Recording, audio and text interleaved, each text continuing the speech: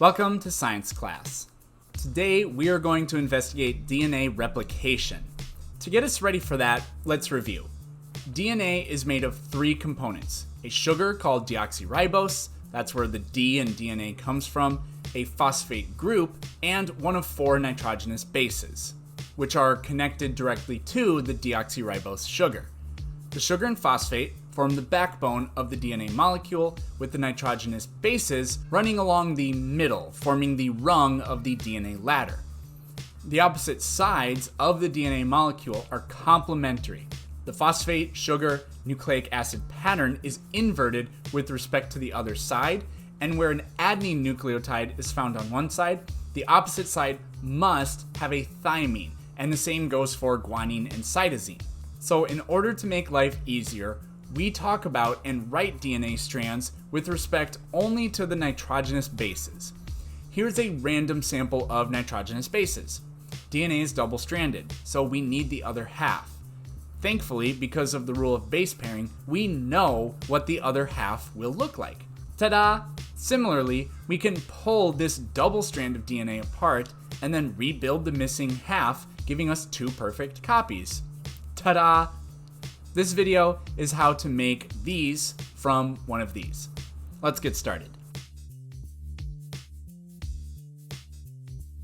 The two strands of the DNA molecule are bonded to each other in the middle where the nitrogenous bases meet through what are called hydrogen bonds. These bonds aren't real bonds, they are attractions between molecules. The simplest way to think of them is like static electricity or tiny magnets. This allows the DNA helix to be separated with relative ease, which is a good thing because there is an enormous amount of DNA in each of your cells. So separating that DNA to make copies needs to be as energy efficient as possible.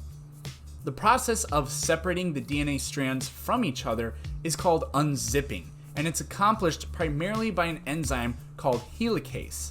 Helicase latches on to the DNA molecule and opens up just a portion of DNA. Unzipping the entire DNA molecule would be very dangerous because each half of the DNA molecule could bond to itself, like when a long ribbon of tape sticks to itself, ruining it. So instead, just a short section of the DNA molecule is opened up, and new nucleotides are added to each half of the DNA strand, following the base pairing rule. A different enzyme called polymerase has the job of adding new nucleotides to the original strands. A polymer is a long organic molecule, so polymerase is polymerizing the DNA strand, building one of its halves piece by piece. In prokaryotes, DNA replication begins in one location and continues all along the single chromosome until it is completed. Eukaryotes have much more DNA and more than one chromosome, so replication occurs in several areas all at once, and it happens at a bewildering speed, which it has to because of how much DNA there is to replicate. Here's an excellent 3D simulation of the replication process.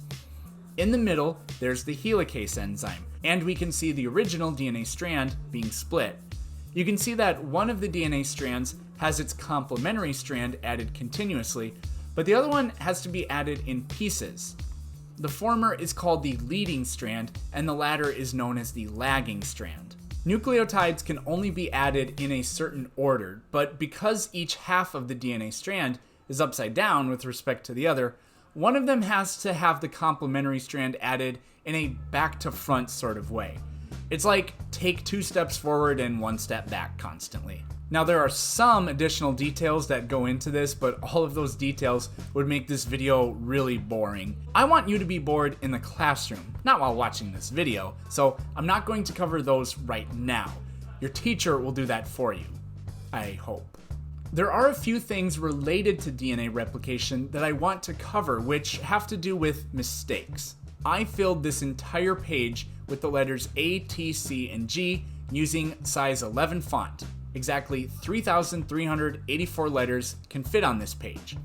If we were to imagine doing this until we have reproduced all of the A, T, Gs, and Cs of the human genome, we would need about 1 million pages because our genome contains around 3.2 billion base pairs. Imagine we got a bunch of students to work on this, like a bunch of DNA polymerase enzymes. You can't use copy and paste, so you have to type A, T, G, C in a specific order until we have 1,000,000 pages.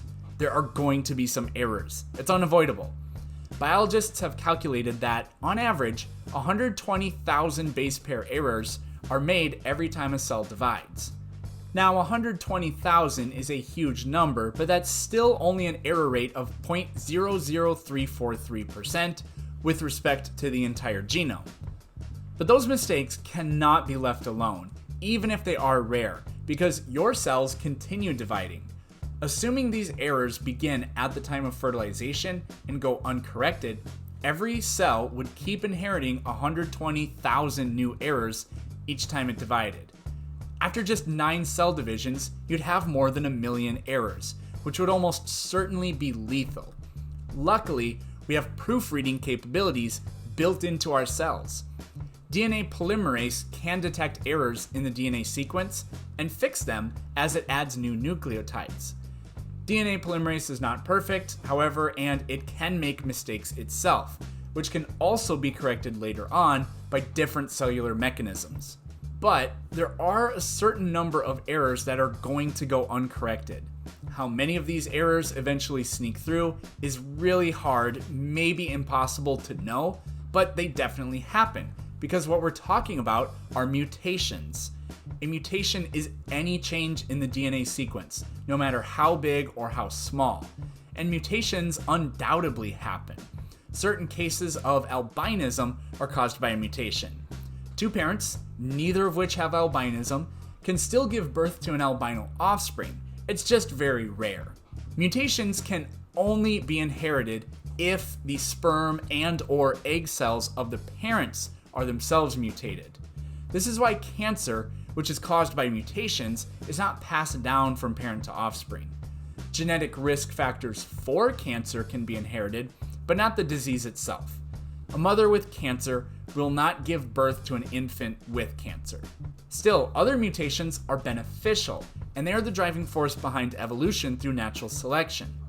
Those are topics for future videos, but do know that the source for many mutations is the DNA replication process. That's it for this video. Next time, we're going to learn about DNA's sister molecule, RNA. Thanks for watching.